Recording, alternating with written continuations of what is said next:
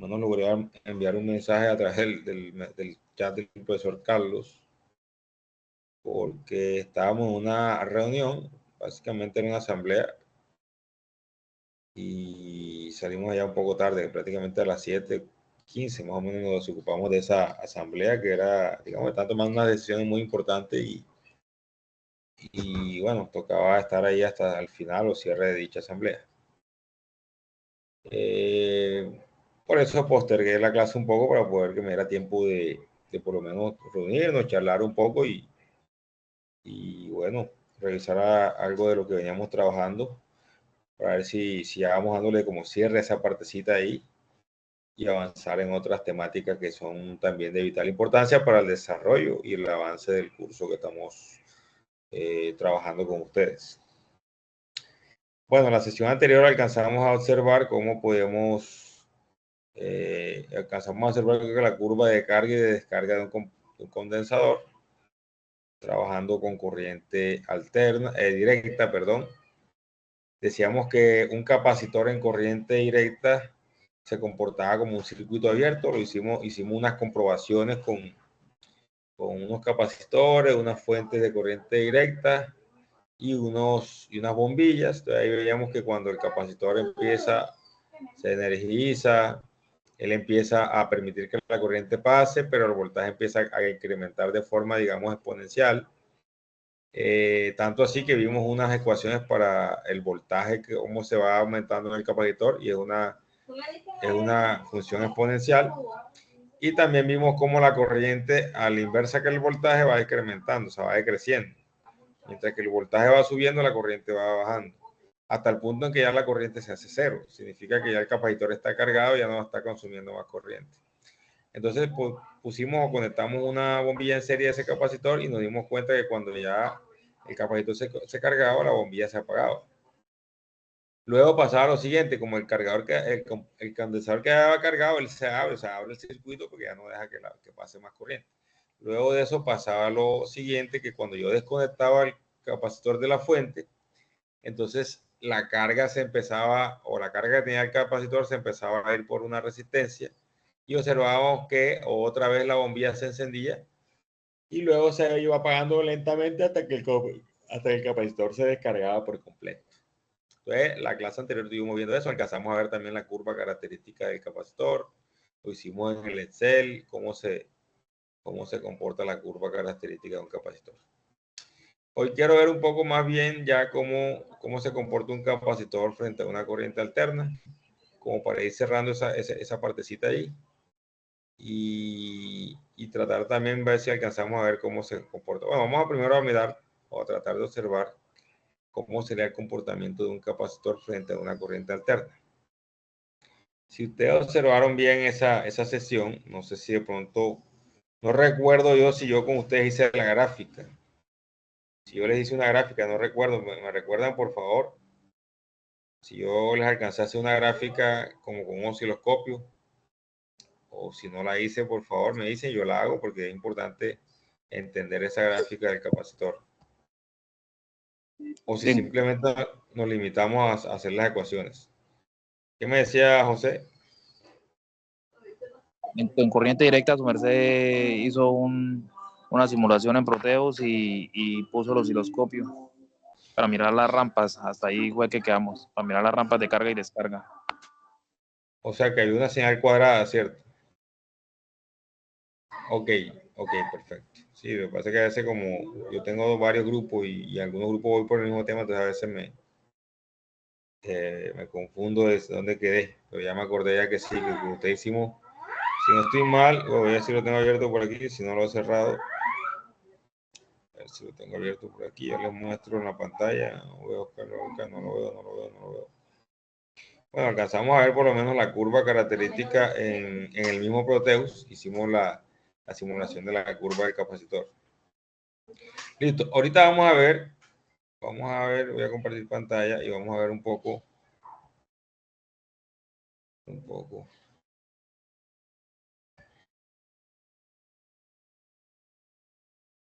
ver por acá.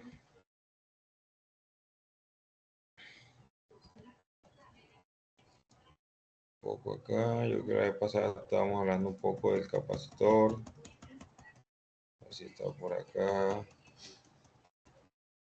Aquí está el capacitor. Yo creo que lo mostré, alcanzé a mostrar esta diapositiva. No sé si ustedes me acuerdan. Entonces veamos que los símbolos del capacitor fijo, capacitor electrolítico polarizado. Tenemos además de eso también capacitores variables, ¿cierto? Bueno, acá lo veíamos también en imagen, o sea, cómo es cada elemento. Capacitores, por ejemplo, no polarizados, es decir, no tienen polaridad. Este capacitor no tiene una polaridad definida, este tampoco. Mientras que este está aquí así, que le llamamos electrolítico de tipo radial, sí presenta una polaridad, es decir, hay que definir positivo y negativo. Sí, es tanto este como bueno, este capacitor y este se pueden usar en corriente directa, pero no en corriente alterna los dos. Por ejemplo, este no se puede usar en corriente alterna y este sí se puede usar en corriente alterna porque este no es polar, ¿cierto? Al igual que estos que están aquí pequeñitos, por lo general uno los puede usar tanto en corriente directa como corriente alterna porque como ellos no manejan polaridad no va a pasar nada. Y este que está aquí azulito de último, este también es un capacitor que él no maneja polaridad, así que se puede también usar tanto en corriente directa como en corriente alterna. Para que tengamos eso en cuenta, ¿no? Bueno, ya sabíamos que son los símbolos del capacitor, que la unidad de medida es el faradio y hay un instrumento que me permite medirlo que es el capacímetro, ¿cierto? También es bueno saber que los capacitores se pueden conectar en serie o también se pueden conectar en paralelo. ¿Cuál es el fin de conectar los capacitores en serie? A veces necesito yo disminuir la capacidad de un capacitor y lo que hago es conectarlo en serie. O sea, cuando yo conecto un capacitor en serie, él disminuye su capacidad, digamos, en faradio, pero se le aumenta la capacidad en voltaje. ¿Qué significa eso, muchachos? Si este capacitor soporta 100 voltios y este 100 voltios, al yo conectar los dos en serie, eso me va a permitir que entre los dos soporten una tensión hasta de 200 voltios, o sea, el doble. Es una ventaja de los capacitores conectados en serie, que de pronto yo tengo un capacitor que necesito que sea de 220 voltios, pero nada más tengo dos de 110, simplemente los conecto en serie y eso hace que esos dos capacitores en serie me soporten una tensión de 200 voltios. Además de eso también hay capacitores que se pueden conectar en paralelo. Bueno, antes de continuar allá, muy importante saber que el capacitor, cuando tú lo conectas en serie, la capacidad del capacitor en faradio se disminuye. ¿Sí? Se disminuye. Y es proporcional. ¿A qué es proporcional? No sé si yo aquí tengo la fórmula, no la veo. Si busco por aquí el raya, ¿dónde está? Creo que es este mismo. Listo. Entonces, cuando yo tengo capacitores en serie, la capacitancia equivalente, llamémoslo así, aquí escribo E y Q, capacitancia equivalente es igual a 1 que divide, ¿sí?, a la suma de los recíprocos. Bueno, aquí a veces me pasa esto muy frecuente con este lapicero, no sé si esto es para atrás de diapositiva o qué.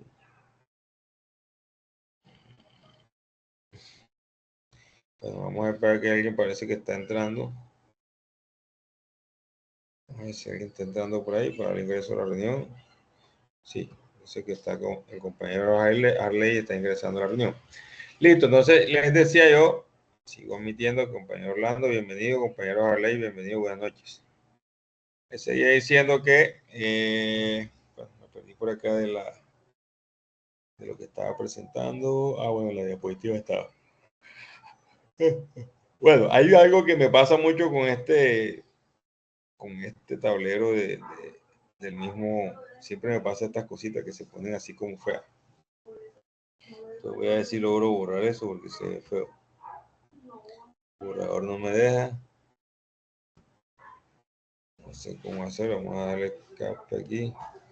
Aquí ya se convierte como una imagen, pero no sé si eso se puede quitar. Bueno, se quitó todo. No es la idea, pero bueno. Vamos a darle aquí. Y yo le quería expresar lo siguiente, que cuando yo tengo dos capacitores en serie, ¿sí?, el equivalente o el capacitor total, también llamémoslo, es igual a la división de 1 entre 1 sobre capacitor 1 más 1 sobre el capacitor 2. ¿sí? Con esto yo puedo encontrar el equivalente de este capacitor. Es decir, pongamos que este capacitor vale 100 micros, ¿sí? Vamos a suponer que vale 100 micros. Y este vale 200 micros, para no tener el mismo valor. Porque entendamos que si tienen el mismo valor, lógicamente el resultado va a ser la mitad por la división esta, ¿no? Entonces, si este vale 100 micros y el otro vale 100, 200, simplemente yo uso mi calculadora. Vamos a darle aquí. Y ya encuentro digamos, el valor de ese capacitor, divido 1 entre la división de 1 sobre 100 más la división de 1 sobre 200. Da igual. Y con eso voy a tener que 6,6. ¿Ok? Vamos a ver si esto lo logramos. Sí, da 6,6 más o menos. ¿Qué significa? Perdón, no es 6,6, 66,6. ¿Qué quiere decir esto? Que el resultante de este capacitor que tengo aquí va a ser uno equivalente al valor de 66 microfaradios, 66,6. Si yo tengo dos capacitores iguales, hagamos el ejercicio una vez para que quede evidencia, ¿cierto? Y tengan el conocimiento que si yo tengo capacitores iguales de 100 ohmios o de lo que sea, siempre el valor va a ser igual a la mitad de uno de los dos capacitores, ¿cierto? Siempre y cuando sean iguales en su magnitud de capacitancia, de faradios. Entonces, todos los capacitores son de 100 microfaradios. Entonces, al tenerlos en serie, me dan 50 microfaradios. Entonces, ¿qué es lo que se puede aprovechar con poner capacitores en serie? Que la tensión de cada capacitor se suma. Es decir, que si este capacitor soporta, ponle tú, este capacitor soporta 100 voltios, por ejemplo aquí, 100 voltios, y este capacitor también soporta 100 voltios en tres subextremos. Lógicamente, al conectar los dos capacitores en serie, o sea, desde este punto a este punto van a tener la posibilidad de soportar el doble de los 100 voltios, es decir, este voltaje más este voltaje. O sea que ahora el conjunto de capacitores, este conjunto de capacitores puede soportar hasta 200 voltios entre sus extremos. O sea, ese es un beneficio porque me permite aumentar la tensión entre los capacitores, se va a aumentar. También podemos manejar capacitores en paralelo como está aquí, de la siguiente manera. Entonces, fíjense que este es mucho más fácil porque el capacitor total es igual, perdonen esa línea, a capacitor 1 más capacitor 2, es decir, a la suma de todos los capacitores. ¿Sí? Capacitor 1 más capacitor 2 más capacitor 3 más capacitor 4 más así sucesivamente todos los capacitores que hay. Entonces, en palabras más, palabras menos, si esto vale 10 micro y esto vale, por ejemplo, 20, este vale, por ejemplo, 100. Aquí voy a tener un resultante de la suma de todos esos capacitores. Entonces voy a tener que C, perdón ahí por esa línea que sale espantapájaro, como hizo sería por un lado 10 micros, ¿sí?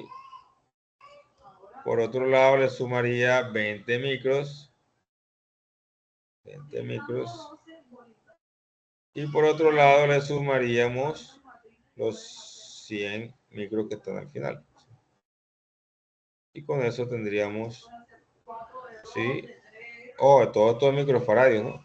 Entonces tendríamos un capacitor de 130 microfaradios. Sí, 130 microfaradios. Que sería el equivalente de estos tres capacitores en paralelo.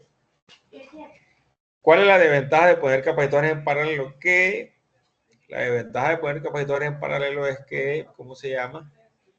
La desventaja es que la tensión de cada capacitor no se suma como cuando estás en serie. ¿Qué significa eso? Que si este capacitor soporta, pone tú 100 voltios, ¿sí? Perdonen ahí la raya nuevamente, la línea, 100 voltios, este también soporta 100 voltios.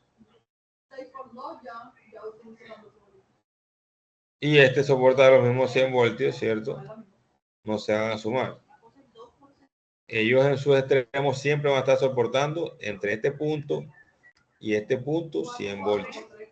Y como este punto prácticamente es el mismo, si este es el mismo punto y este otro punto también todo es común, esto es común, entonces entre esto y esto siempre van a soportar máximo 100 voltios. Si yo le conecto más de 100 voltios, puedo quemar alguno de los tres capacitores o en su defecto podría quemar los tres sin ningún problema. ¿Sí? Entonces es muy importante tener eso en cuenta, sí, muy importante tener eso en cuenta.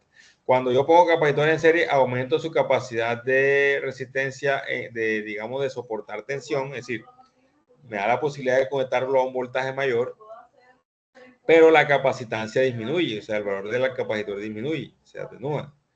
Pero cuando yo conecto capacitores en paralelo, no me permite aumentar el valor de tensión de los capacitores, o sea, si los capacitores soportan 20 voltios, él me va a soportar máximo 20 voltios. Pero la ventaja sí es que los capacitores, el valor del capacitor se va a sumar, se va a aumentar, en caso que yo lo necesite o lo requiera que sea así. Listo, ¿estamos claros hasta ahí? ¿O alguna duda, alguna pregunta? Algunas aplicaciones de los capacitores, dice, se usan para filtros de alimentadores de corriente, se usan para almacenar carga y modelar el voltaje de salida de las fluctuaciones de corriente en la salida rectificada. También son muy usados los circuitos que deben conducir corriente alterna conducir corriente alterna, pero no corriente continua. Los condensadores electrolíticos pueden tener mucha capacitancia, permitiendo la construcción de filtros de muy baja frecuencia, circuitos temporizadores, filtros en circuitos de radio y TV, fuentes de alimentación. Arranquemos. O sea, mira que los capacitores tienen una variedad de aplicaciones. Muy importante conocer cómo funciona un capacitor. Yo creo que la sesión anterior yo alcancé a mostrarles este motor. ¿Sí? Yo alcancé a mostrarles este motor y les explicaba un poco de cómo funciona esto. Por ejemplo, ustedes saben que el capacitor, bueno, gráficamente ese día nosotros vimos, si estoy mal yo les mostré a ustedes la gráfica, vamos a hacer aquí más o menos el dibujo. Nosotros vimos que teníamos una señal cuadrada, si se acuerdan de la señal cuadrada que hacía algo así, y hacía algo así, después bajaba, sí, era una señal cuadrada, que era la que le estaba aplicando el capacitor, no sé si era de 12 voltios, qué problema con este editor del PowerPoint. Esta señal de 12 voltios, y luego esta señal se le aplicaba a un capacitor, ¿cierto? Entonces, ¿qué pasaba aquí? Que el capacitor entre sus extremos no tenía el mismo valor, ¿sí? No tenía el mismo valor de tensión que había en la fuente. ¿Sí? La fuente tenía una tensión, mientras que el capacitor tenía una tensión de esta forma, como una curva así. ¿Sí? Hasta que llegaba al máximo valor y quedaba el capacitor cargado, y luego cuando lo desconectaba, el capacitor empezaba a perder tensión hasta que llegaba a cero, ¿sí? De esta forma. ¿Sí? Entonces, esta era la curva de carga del capacitor, mientras que esta es la curva de descarga. ¿Sí? Entonces, eso lo estábamos analizando la vez pasada, pero esto frente a una corriente alterna. Listo.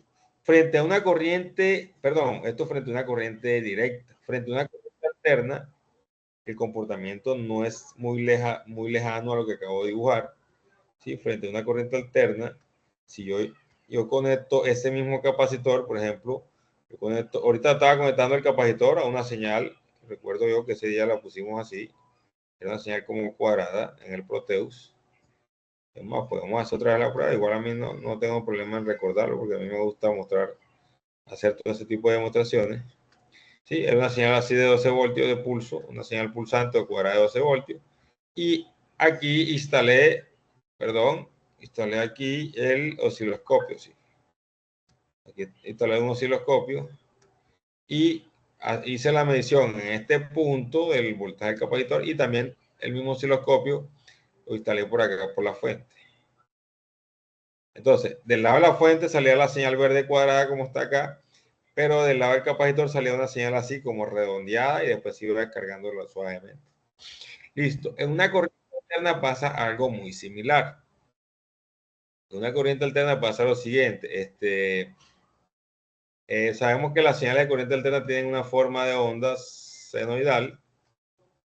Déjenme cambiar aquí el color del cursor. Vamos a poner este colorcito como azul.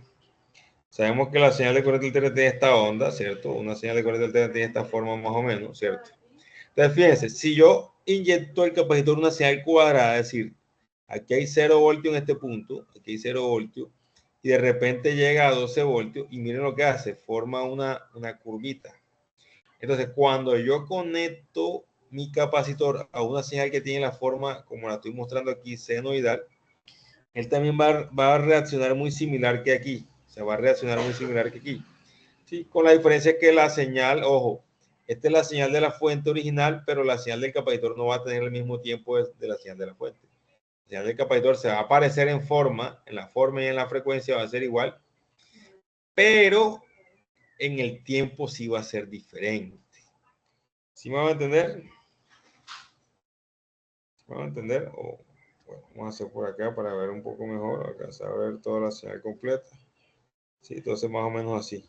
¿Ya terminaste, Nena? Sí, entonces, fíjense que la señal que está llegando al capacitor es esta señal así, pero la que llega al capacitor es esta, pero la que sale del capacitor no es esa, es esta. O sea que hay un desfase en la señal. ¿Qué significa que hay un desfase en la señal? Que el capacitor hace que la señal se adelante. Bueno, en este caso no se está adelantando, en este caso se está atrasando. ¿Cierto? Se está atrasando, sí señor. Porque primero está la señal de la fuente y después que está saliendo la señal del capacitor. Sí. Entonces, ahí se va a generar un desfase.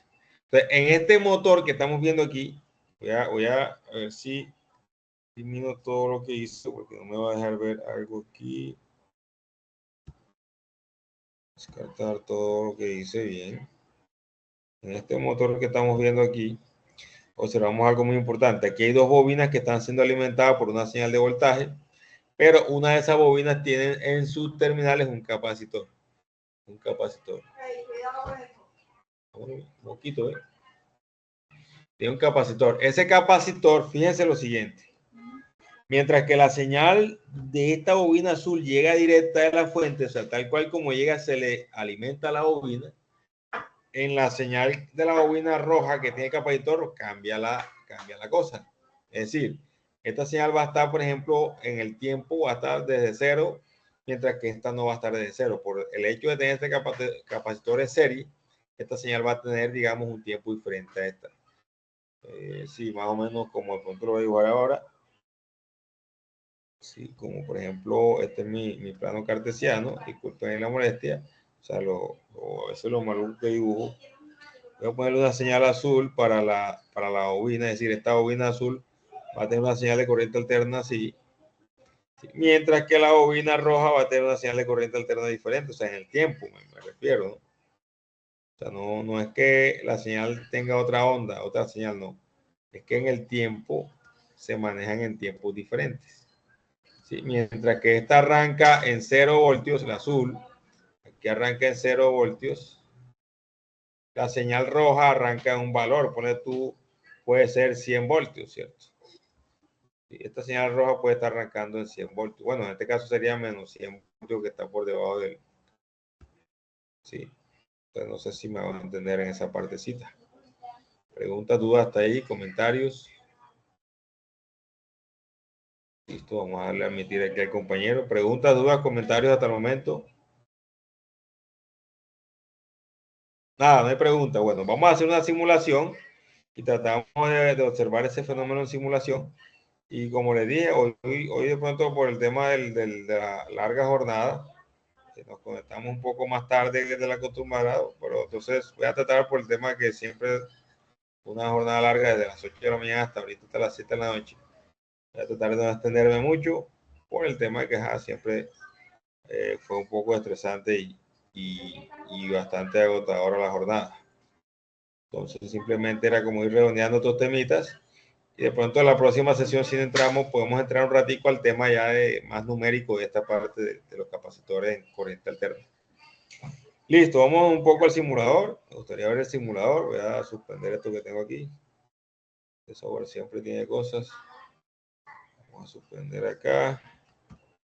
Y voy a poner aquí un capacitor. Vamos a citar los elementos aquí.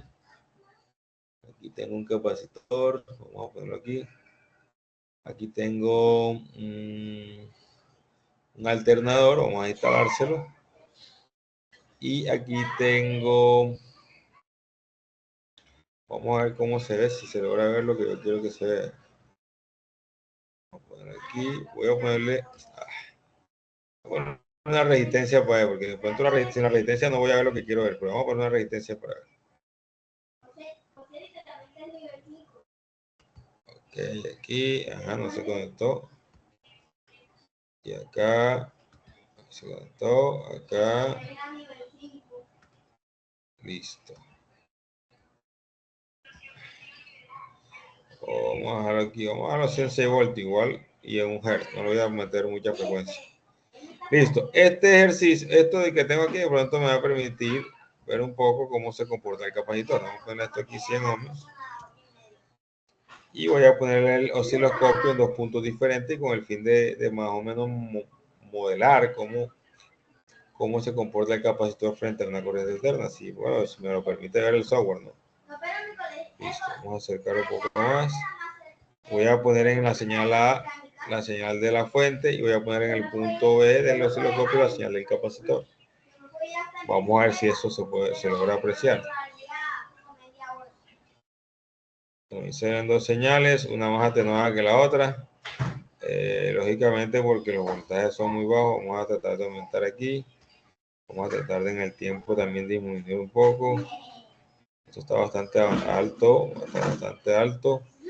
Vamos a disminuirla más. Vamos a quitarle más tiempo. Ahí se ve un poco mejor. Ahora vamos a hacer lo mismo con la azul. Vamos a intentar que queden del mismo tamaño. Pero ahora la azul la voy a subir un poco para que queden igual. Miren lo que está pasando. ¿Sí? No sé si se lograron observar. La señal azul no está en el mismo punto que la señal amarilla, ¿sí? Que era lo que les he mostrado ahorita, claro, porque es que el capacitor, como ya lo habíamos visto, el capacitor retrasa la onda, o sea, la retrasa. Y eso hace que la onda no tenga la misma, sí, me va a tener la misma, el mismo tiempo, o sea, no está en la misma fase. ¿Sí? Entonces, yo podría medir fácilmente entre aquí y aquí, voy a medir dos voltajes diferentes porque en realidad no están en la misma fase las dos ondas, son dos ondas que están desfasadas. Ese es lo que hace el capacitor. Así mismo como lo hace, también la corriente se va a desfasar. Es decir, si yo pongo un medidor de corriente aquí, esa señal de corriente también va a estar desfasada. Cuando la señal de voltaje y la señal de corriente están desfasadas, eso se conoce como, también uno le llama factor de potencia, que es el ángulo que hay, ¿sí? El coseno del ángulo que hay entre las dos señales. Eso lo estaremos también mirando en la próxima sesión y estaremos haciendo ejercicios prácticos de cómo calcular ese factor de potencia, para qué sirve ese factor de potencia en un circuito. De pronto veremos ya eso a nivel de vectores, cómo se representa eso como unos vectores, ¿sí? Y estaremos profundizando un poquito más en el tema de los capacitores. Una vez que logremos avanzar en ese tema de capacitores, ya podremos entrar a otros temas un poquito más interesantes del área electrónica, como son los transistores, los tristors, los SCR, los TRIAC, ¿sí? Los autoacopladores, y mirar cómo podemos ir armando un proyecto bien interesante con todos esos elementos. Ya empezaremos a usar o practicar con los elementos que hemos ido conociendo. Listo, entonces voy a mirar acá. Bueno, voy a poner acá que hace una representación. Estará, bueno, Profe, buenas noches, yo tengo una pregunta. sí. En el caso del desfase, Un segundito, no te escucho casi. Para el caso del desfase, ¿este depende de que la capacitancia o de qué depende ahí el grado de desfase del capacitor? Depende de la capacitancia, porque claro, entre mayor sea la capacitancia del capacitor, valga la redundancia, más lento va a ser su carga. ¿Sí? Y entre más lento se cargue, más retraso va a generar en la señal. ¿Sí? Es más, podemos hacer un ejercicio aquí rapidito, sin necesidad de comprometernos mucho. Podemos poner, este mantiene 1000 micro, vamos a bajarlo un poquito para ver qué pasa, vamos a bajarlo a 100. Estoy reduciendo la capacidad de carga. Y vamos a ver qué pasa, si retrasa más, si retrasa menos. Espera que salgan las dos señales ahí. Miren que ya le bajé la capacitancia. Hay desfases, sí lo hay. Sí se alcanza a apreciar un poco el desfase, no mucho, pero sí se ve. Sí lo ve el desfase. Pero ya es menor. ¿Sí? Porque lógicamente el capacitor carga y descarga más rápido, entonces hace que el desfase sea menor. Pero entre mayor sea la capacitancia, como tú lo mencionaste ahorita, mayor va a ser el desfase. Vamos a ponerle ahora 10.000 para ver qué pasa. ¿Sí? Si es que aumenta o no aumenta, o si queda igual.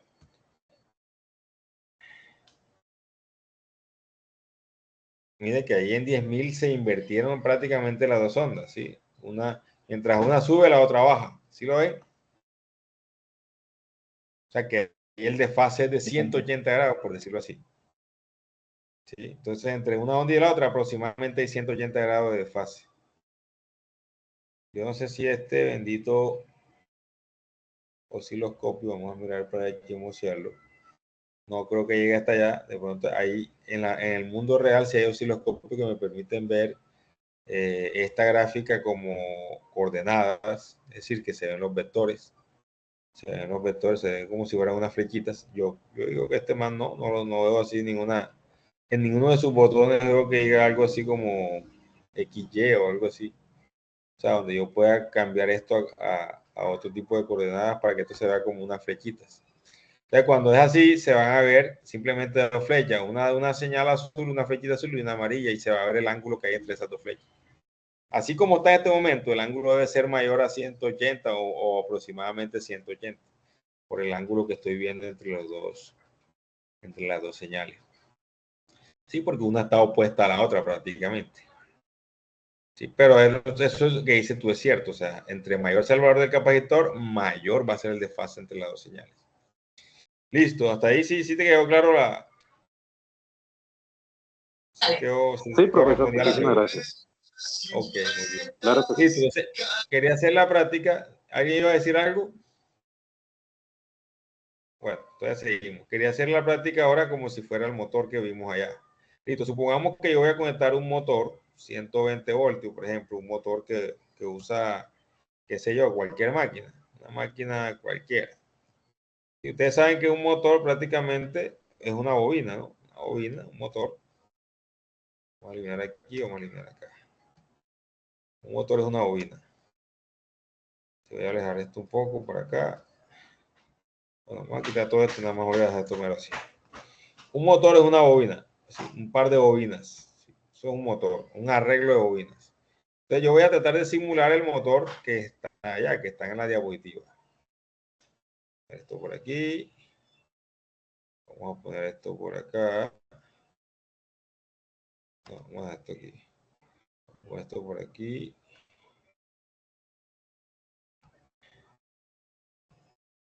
Vamos a subir este capacitor un poquito acá.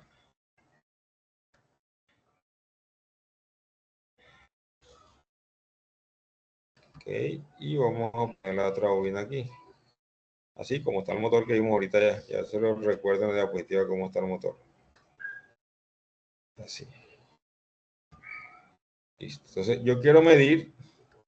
Vamos a dónde mido. Vamos a decir mido uno aquí al principio. Bueno, uno aquí. No tiene sentido que esté lo mismo. Voy a medir uno aquí. Es decir, para medir el voltaje que le está llegando a esta bobina, prácticamente es ahí. Sí, es ahí. Y el otro lo voy a poner a medir más abajito, o sea, aquí. Por lo general, estos capacitores, estos motores no son muy altos, son capacitores bajos. Pone tú vamos a poner uno de 100 ahí por si las moscas. Y las bobinas de los motores también son bajas. Entonces, este sistema que básicamente en el mundo real es un motor monofásico que tiene dos bobinas, tiene un arreglo de bobinas que se divide en dos, que se llama bobina de trabajo y la otra bobina de arranque. Entonces funciona de la siguiente forma. A la bobina esta le llega la señal de corriente alterna normal, sin ningún retraso, y a esta bobina 2, que también le llaman bobina de arranque auxiliar, le llega la señal de voltaje con el retraso que genera el capacitor. Entonces vamos a ver si eso, cómo se ve en el mundo real aproximadamente. Simulaciones, dice tiene un error. Dice, fatal simulación, errores encontrados. ¿Qué errores me está mostrando? Real Time Simulación File. Yo creo que eso tiene mucho que ver con, vamos a decir, de pronto me está pidiendo tierra. A veces es muy común que estos circuitos así pidan que le monte una tierra. La referencia, vamos a decir eso. O si no, tiene mucho que ver también con los valores del capacitor de inductancia. ¿Cómo? La fuente ya tiene voltaje y eso.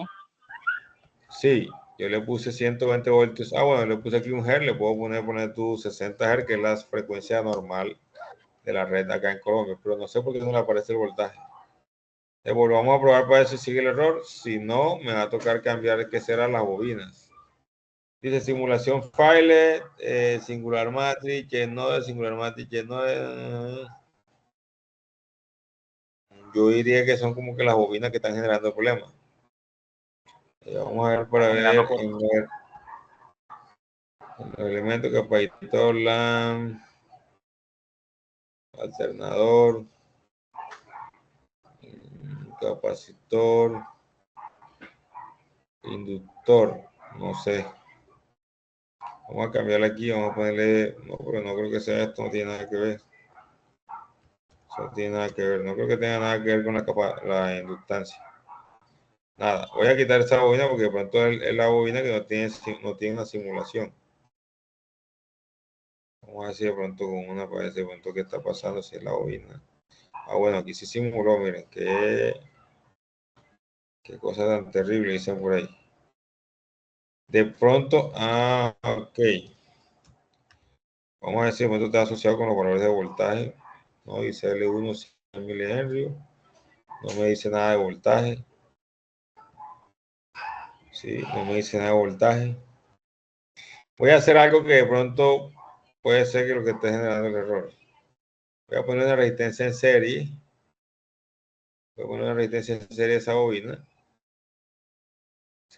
Una resistencia en serie. Como para hacerlo un poco más real, ¿no? En el mundo real, una bobina o un motor, ella se le asocia una impedancia o una resistencia. Si vamos a ponerla de 2 ohmios, por ejemplo. Claro, porque las bobinas están elaboradas con material conductor. Y el material conductor es cobre o es aluminio, ¿cierto? O aleaciones de estos materiales. Y cualquier material eléctrico, por su defecto, trae una resistencia intrínseca o implícita. ¿Qué quiere decir esto? Que yo tengo 10 metros de cable y yo lo mido en el multímetro como si fuera una resistencia, él me va a medir un valor resistivo. Muy bajito, claro que sí, porque el cable es grueso. Pero si yo empiezo a disminuir la sección transversal de ese cable, al ir midiéndolo, el valor resistivo va a ir aumentando poco a poco. Y entre más delgado lo hago, mucho más va a aumentar el valor resistivo y hasta que sea un valor muy alto. Entonces, por eso es que en el mundo real una bobina no es una bobina pura nunca. Una bobina está hecha por un rollo de cable, ¿cierto? De alambre, específicamente de alambre de cobre o de aluminio. Pero ese alambre de cobre aluminio tiene una distancia o una longitud y esa longitud a la final lo que se traduce es una resistencia interna de esa bobina. Es decir, que yo le mido a la bobina y le puedo medir una resistencia porque ella es un cable que tiene una longitud. ¿Sí? Entonces vamos a ver si así funciona. Si no me sigue generando el error ese que está generando. Fíjense que ahí sí funcionó. Ahí me salen unos valores de voltaje un poco extraños. Pero vamos a ver si logro encontrar lo que yo quiero encontrar. Vamos a nivelar los voltajes porque este está bajito, este está alto. Vamos a ponerlo aquí más alto. Ahí está. Aquí está. Vamos a hacer que sea más pequeño. Para que los dos voltajes queden casi del mismo tamaño. Y voy a hacer que este sea un poco más grande. Este es el amarillo y este es el azul. Este es el tiempo. Vamos a darle al azul un poco más grande, más grande, más grande. Aquí está. Bueno, ya está ahí, no hay problema. Vamos a abrir un poco la onda para que se vea un poco mejor. Ahí está. Miren, hay desfase. En este circuito que yo estoy haciendo, hay un desfase que se ve típico de 180 grados. Es decir, esto es un motor. Entonces, a una de las bobinas del motor le está llegando una señal. Miren, puede ser la amarilla. Pero a la otra bobina del motor le está llegando una señal diferente. ¿Qué significa? Que en un motor eléctrico monofásico A una bobina le llega una señal y a la otra otra. ¿Cuál es el fin de que lleguen dos señales diferentes? Claro, es que estos motores funcionan con campos electromagnéticos generados por el paso de la corriente en la bobina. Y la corriente cuando va pasando por esta bobina genera un campo electromagnético alrededor. Bueno, llamémoslo más bien un campo magnético, ¿sí? Y ese campo magnético es el que hace que el rotor del motor se mueva. Pero ese campo magnético no funciona si las dos bobinas están sincronizadas en la misma señal en el tiempo. ¿Sí? Si, por ejemplo, yo le inyecto las dos señales iguales a la bobina, 1 como a la bobina 2, el motor no va a arrancar. El motor lo que va a quedar sonando como cuando uno dice que está pegado. Pues ese motor no arranca, tú lo conectas y suena, pero no arranca. Ese motor está pegado. El daño más común es el cortocircuito en el capacitor, es decir, que el capacitor está en cortocircuito, o también podemos decir que el capacitor posiblemente se puso en circuito abierto. ¿Sí? Lo que hace que no haya un desfase entre la bobina esta y los campos sean exactamente iguales, en caso que esto esté en corto. O, en el peor de los casos, si esto está abierto, es decir, que no pasa corriente a través de este capacitor porque se dañó, no va a haber generación de campo en la otra bobina, así que nunca va a haber, no va a haber, digamos, un campo magnético rotatorio, que haga que el motor se ponga a girar, que el rotor del motor funcione y gire. Yo le puedo presentar, digamos, un corto video. Vamos a ver si lo consigo, con el fin de que ustedes lo vean, cómo funciona un motor, cómo funciona un motor monofásico. Sí, vamos a ver si encontramos ese videito. Aquí está. Vamos a verlo porque me parece chévere. Déjenme un momentico. Creo que no tengo compartido el audio. Déjenme yo trato de configurar para que cuando comparto voy a dejar de compartir para que el audio suene, porque si no, entonces no vamos a escuchar nada de lo que dice el video. Ah, bueno, aquí ya configuré, compartir audio de la pestaña, toda la pantalla, compartir audio. Aquí está. Y aquí dice compartir. Bien. Y ahora sí, puedo compartir audio. Voy a buscar acá en el navegador y voy a proyectarle este video. Me confirman por favor. Vamos a verlo en YouTube para que se vea. Me confirman por favor si pueden escucharlo. En nuestro día a día usamos electrodomésticos de manera... ¿Sí se escucha? Estos dispositivos que se muestran aquí utilizan... ¿Sí se escucha? Sí, señor, sí se escucha. Señor. El video se está escuchando perfecto. Bueno, lo voy a seguir transmitiendo. Un motor de inducción monofásico. ¿Cómo funciona este motor que se alimenta a través del enchufe? ¿Cuáles son sus ventajas y desventajas? Después de este video lo comprenderás mejor.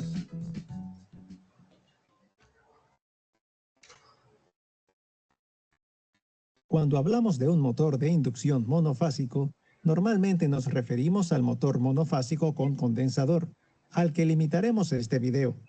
La función de este motor es muy similar a la del motor de inducción trifásico.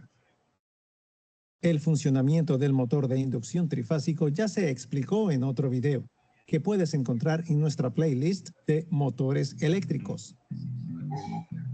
Para comprender el funcionamiento del motor monofásico de condensador, primero debes comprender cómo se puede generar un campo magnético giratorio con una sola fase. Así que echemos un vistazo más de cerca al estator. Si estás en este punto es porque Miércoles, seguramente propaganda. vas a iniciar el desarrollo de un producto electrónico o... Listo. El estator consiste en un núcleo cilíndrico hueco con varias ranuras espaciadas uniformemente que proporcionan el espacio para alojar su devanado. Para eliminar las corrientes de Foucault eléctricas, este núcleo está formado por laminaciones aisladas y apiladas. Entonces, coloquemos un devanado dentro del estator y conectémoslo a la fuente de alimentación de corriente alterna. Lo que ves es un campo magnético que va alternando sus polos. Pero para darle al motor el par de fuerzas que necesita para arrancar, así como el sentido de rotación, necesitamos un campo magnético giratorio. Entonces, ¿cómo lo conseguimos? Una manera de generar un campo magnético giratorio, en inglés RMF, es colocar un segundo bobinado, llamado auxiliar, desplazado en 90 grados con respecto al bobinado principal. Es más, la corriente en este devanado auxiliar estará desfasada casi 90 grados. Este desfase se consigue conectando un condensador en serie con el bobinado auxiliar. Cambiemos ahora a otra animación, para facilitar la comprensión del funcionamiento. Debido al condensador, el flujo magnético del devanado auxiliar es perpendicular al flujo del devanado principal. Al sumar estos dos flujos, se obtiene el flujo magnético resultante, consiguiendo un campo magnético giratorio. Debido a que el devanado principal es aproximadamente 2/3 del devanado total, el RMF resultante es elíptico. Aunque en este caso se vea un RMF de 2 polos, también se puede generar un RMF de 4 o más polos.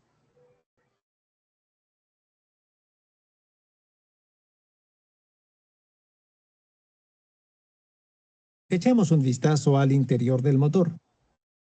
Como ya has aprendido, el RMF se genera dentro del estator. El rotor, la parte móvil del motor, lo constituyen barras conductoras cortocircuitadas con discos, sobre los que se sitúan tapas laterales en sus extremos. Son precisamente las características constructivas del rotor, por lo que este motor es conocido como motor de jaula de ardilla. Para aumentar la inducción en el rotor y, por lo tanto, el par del motor, las barras del rotor se montan dentro de un paquete de láminas de acero. A medida que el campo magnético del estator gira, se induce voltaje en las barras del rotor. Como las barras del rotor están cortocircuitadas en ambos extremos, hay un camino cerrado para el flujo de corriente. Esto a su vez produce un campo magnético propio en las barras del rotor, que se opone al campo magnético del estator. La dirección de la fuerza como resultado de la interacción entre el campo del estator y rotor se puede determinar por la ley de Lorentz. ¿Por qué hay deslizamiento? El par de fuerzas solo aparece cuando se induce corriente en el rotor, y para ello es necesario someterlo a un campo magnético giratorio. Dicho en otras palabras, el rotor siempre tendrá una velocidad de rotación inferior a la del campo magnético giratorio. A esta diferencia de velocidad se le conoce como deslizamiento.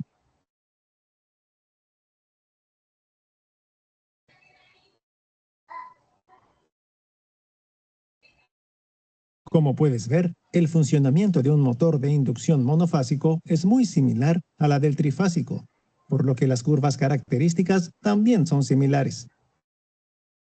Son varios los hechos que determinan esta curva, donde se pueden marcar puntos distintivos. El principal problema de este motor es su bajo par de arranque. Con un simple truco, se puede proporcionar un impulso inicial. Para solucionar el bajo par de arranque, se puede añadir otro condensador más grande en paralelo al condensador del bobinado auxiliar.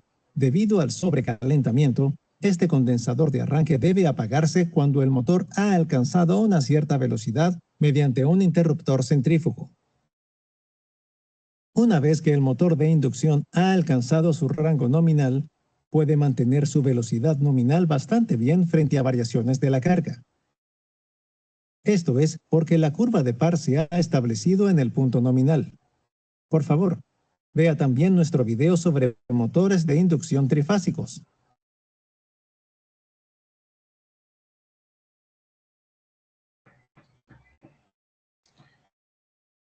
Para cambiar el sentido de rotación del motor, se debe invertir la dirección de la corriente dentro del devanado auxiliar. Si el fabricante ofrece un motor de corriente alterna con una bornera de 6 pines dentro de la caja de conexiones, es muy fácil cambiar el sentido de rotación. Simplemente cambia las placas metálicas como se indica en el diagrama.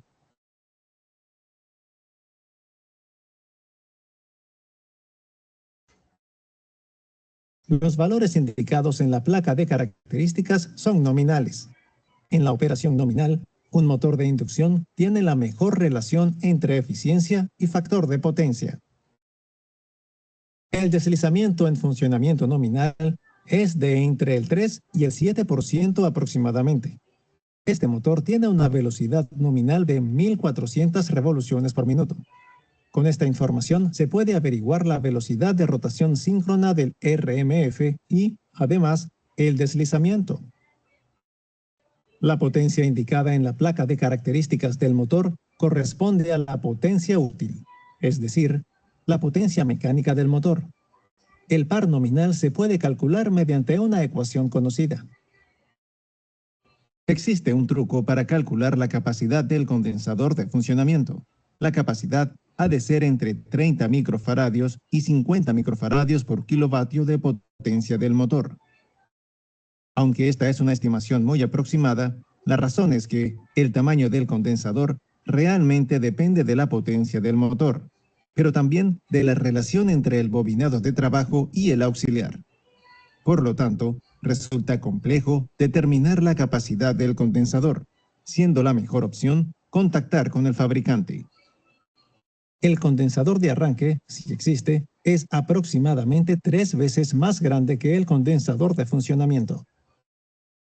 La potencia nominal de entrada, o potencia eléctrica, ahora se puede determinar mediante una simple ecuación. La eficiencia corresponde a una proporción simple. La clase de aislamiento describe la tolerancia térmica de los devanados del motor. La letra indica la capacidad del devanado del motor para soportar las temperaturas de operación durante un tiempo específico. El código IP, o Ingress Protection, define cómo de bien protege una carcasa frente a su entorno. Bueno, listo, yo creo que A podemos medida dar que el hasta ahí número ese video aumenta, porque ya vimos lo que queríamos, que era la parte de del desfasamiento de las dos señales. Era lo que quería mostrarle yo acá en el Proteus, cómo se comportaba ese capacitor, ¿cierto? Fíjense que hay un desfase. En este caso el desfase no es de 90, como lo decía el video, es de un desfase casi que de 180. Pero eso es por el capacitor que yo puse, por las bobinas, eso se combinan una serie de cositas ahí y generan este desfase. Pero en realidad el desfase que presenta el video es de 90 grados y es el que se necesita para que el motor funcione, para que los dos campos no tengan, o sea, no estén sincronizados, sino que estén, digamos, en fases diferentes los dos campos que se están generando. Sin ese desfase de esas señales, no es posible que el motor funcione, sino que tú lo conectas y él empieza a zumbar o a vibrar y queda pegado, no gira. Si el motor está teniendo esa dificultad o ese problema, una de las posibilidades es que el capacitor esté dañado. ¿Ok? Sí. A veces también puede ser tema de mantenimiento de rodamiento o la bobina auxiliar está dañada y no está funcionando. Entonces, todo eso son consideraciones que se deben tener antes de realizar algún mantenimiento al motor o alguna reparación al motor. Bueno, yo digo que por temas ya digamos, de agotamiento ya físico, no sé si hay alguna pregunta, alguna duda ya, al respecto de cómo funciona el capacitor en corriente alterna. La próxima sesión me voy a dedicar un poquito más al tema matemático, pronto cómo calculo una impedancia de un capacitor y una resistencia, una inductancia y una resistencia, ¿cierto? Vamos a hacer un poquito como más de cálculo y a encontrar cómo a través de un capacitor yo puedo corregir el factor de potencia de un motor o una máquina, ¿cierto? También es un ejercicio bastante interesante. Como la próxima sesión sí dispondremos de las 2 horas, voy a tratar de hacer esa partecita, ¿cierto? De hacer unos análisis sencillos con capacitores e inductores y encontrar o calcular el factor de potencia y cómo se corrige ese factor de potencia usando un capacitor. Entonces, muchachos, no sé si tienen alguna duda, alguna pregunta, algún comentario, o alguien que de pronto quiera decir alguna experiencia que haya tenido con un motor, con unos capacitores. Entonces, son de ustedes los micrófonos y quedo atento, digamos, a sus comentarios. ¿Ahí me escucha, instructor? Sí, te escucho. Sí, esto, un favor, la clase anterior quedó grabada. Sí, señor, sí, señor. No la he montado, pero sí tengo los videos descargados, pero no la he montado, que Sayuna estos días ha estado terrible. Entonces yo espero para ver si logro mañana hacer el ejercicio de montar esos videos a Sayuna, y en caso de que no pueda montarlo, les mando los enlaces al grupo de YouTube, al grupo de WhatsApp, se los mando por YouTube. O sea, el enlace de YouTube se lo mando al grupo de WhatsApp, si en el caso que no, que Sayuna no me deje subir. Y también ahí en YouTube se ve chévere. Sí, señor. ¿Cómo? Ahí en YouTube me parece que se ve bien, se parece hecho Sí, sí, se que uno- ven bien las clases en YouTube, sí. Yo siempre las Ujú. cargo en YouTube y ahí comparto el enlace. Pero me Vale, gusta perfecto. primero montarlas en Sayuna para que quede ahí la trazabilidad. Pero igual si Sayuna ha estado espantoso, no me ha dejado entrar. Bueno, no sé, yo he intentado, las veces que he intentado, no me deja entrar. O entra, pero no me deja hacer nada. Sí.